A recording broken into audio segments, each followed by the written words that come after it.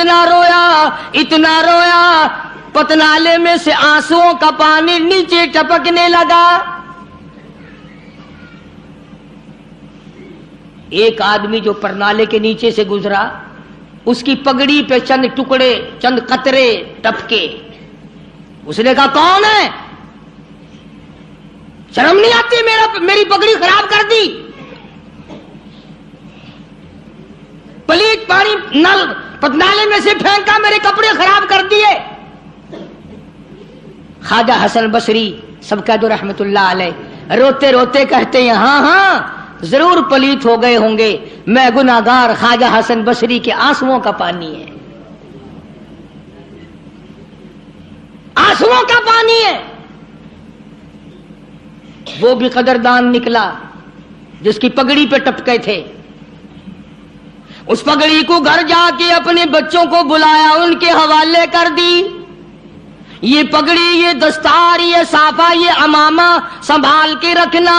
جب میرا آخری وقت آ جائے غسل کے بعد کفن میں رکھ دینا. میرا رب مجھ سے پوچھے گا دنیا سے کیا لایا؟ عرض کروں گا الہی مجھے تو تیرے ڈر سے کبھی روح نہ لایا, کبھی اتنا خوف نہ آیا, کبھی اتنا درد نہ آیا. ایک رونے والے کے آنسوؤں کی ٹپکی ہوئی پگڑی ساتھ لے کے آیا ہوں, اس کی لاج رکھ کے مجھے معاف کر دے.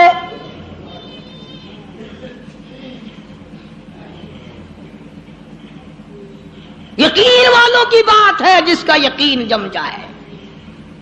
آج ہمارا قرآن پہ یقین نہیں, مصطفیٰ کریم صلی اللہ علیہ وسلم کے فرمان پہ یقین نہیں, حدیث پاک پہ یقین نہیں, پھر ہم کامیابی دنیا اور آخرت میں کیسے حاصل کر سکتے ہیں؟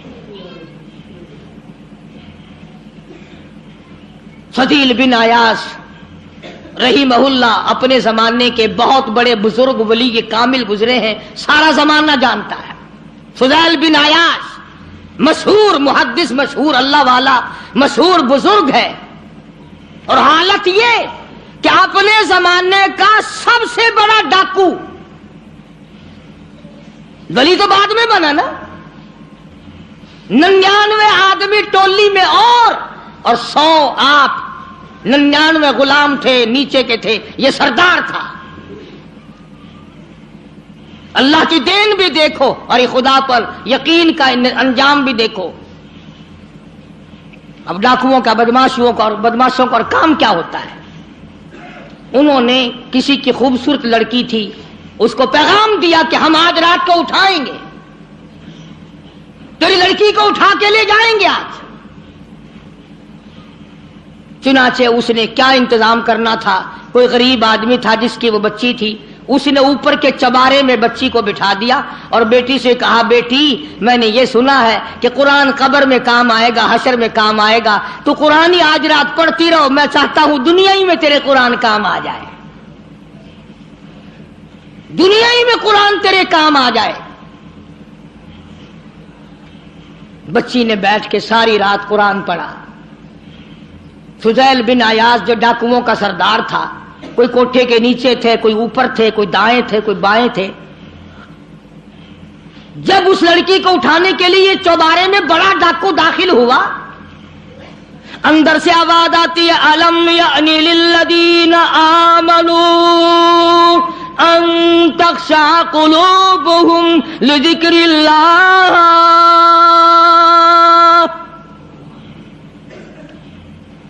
الم یعنی للذین آمنوا ان تخشع قلوبہم لذکر اللہ وما نزل من الحق.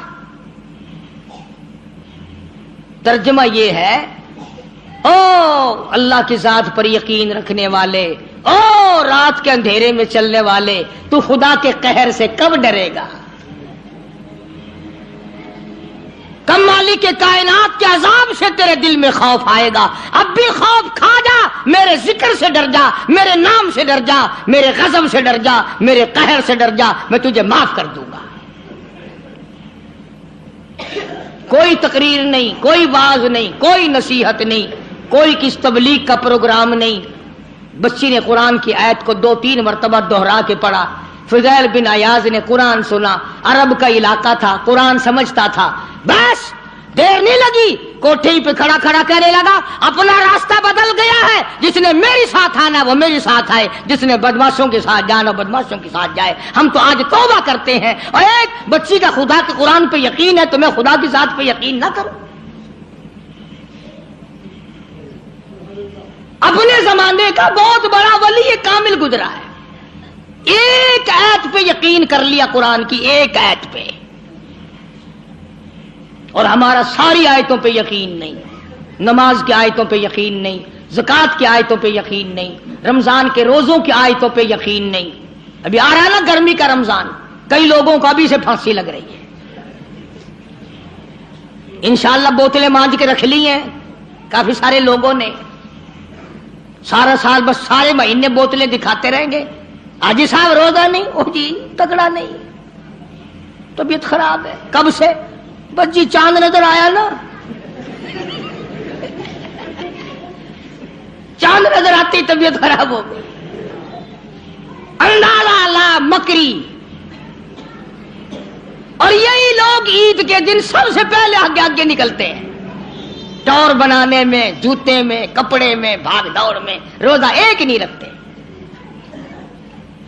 حدیث پاک میں آتا ہے کہ جو میرے رمضان کا اکرام نہیں کرتا، میرے رمضان کا احترام نہیں کرتا، میرے رمضان المبارک کی عزت نہیں کرتا، قیامت کے دن میں ان کو نہیں پوچھوں گا کہ تم جہنم کے کس کھاتے میں پڑے ہو. یہ بات نہیں. اللہ پاک کو ہمارا بھوکا مارنا مقصود نہیں ہے. اس کو کیا فائدہ ہمارے پیاسا مرنے سے، بھوکا مرنے سے؟ خدا تو دیکھنا چاہتا ہے کہ یہ اپنی مرضی سے کھاتے ہیں یا میرے کہنے سے کھاتے ہیں، اپنی مرضی سے پیتے ہیں یا میرے کہنے سے پیتے ہیں، اپنی بیوی کے پاس اپنی مرضی سے جاتے ہیں یا میری مرضی کے مطابق جاتے ہیں. تم اپنی اولاد کو پرکھ سکتے ہو، نوکر ملازم کو پرکھ سکتے ہو. خدا کو یہ حق نہیں پہنچتا کہ وہ بندوں کو آزمائے، بندوں کی پرکھ کرے کہ یہ اللہ والے ہیں یا خدا والے ہیں یا شیطان والے ہیں اور غلط کار لوگ ہیں. اب تو گھر کے گھر نہیں روزے رکھتے، اور اگر کہہ دو تو گولی لگتی ہے کہ ہمیں کہا کہ روزے نہیں رکھتے. جو کھلم کھلا کھاتا پیتا ہے، جو رمضان کا اکرام اور احترام نہیں کرتا، خدا کی قسم دائرہ اسلام سے خارج ہو جاتا ہے.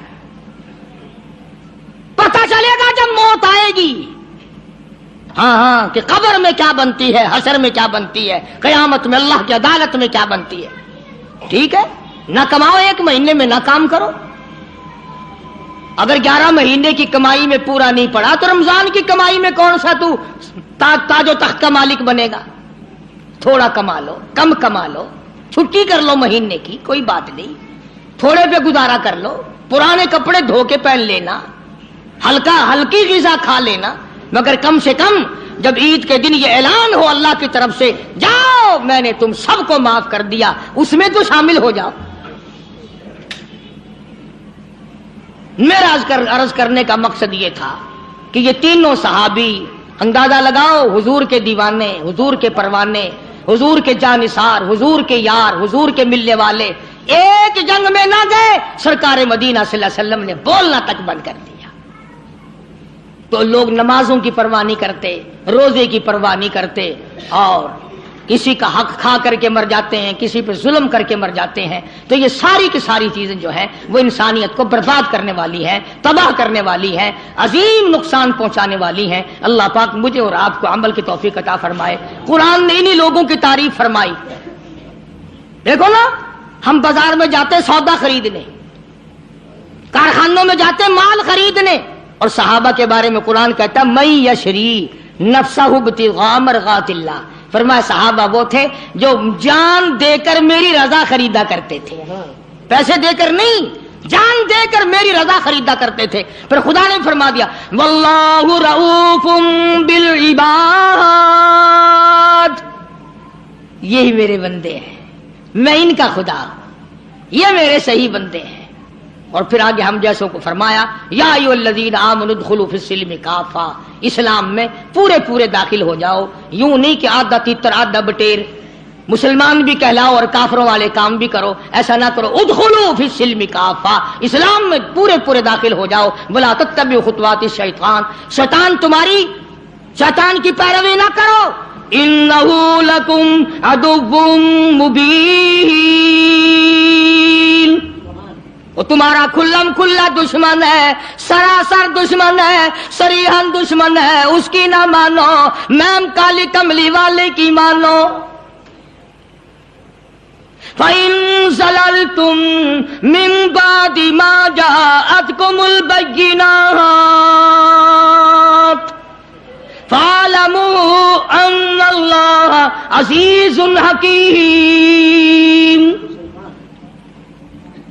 قرآن کے آ جانے کے بعد بھی اپنے آپ کو پھسلانا نہیں، اپنے آپ کو تباہ نہیں کرنا۔ اللہ عمل کی توفیق عطا فرمائے۔ وآخر دعوانا ان الحمد للہ رب العالمین۔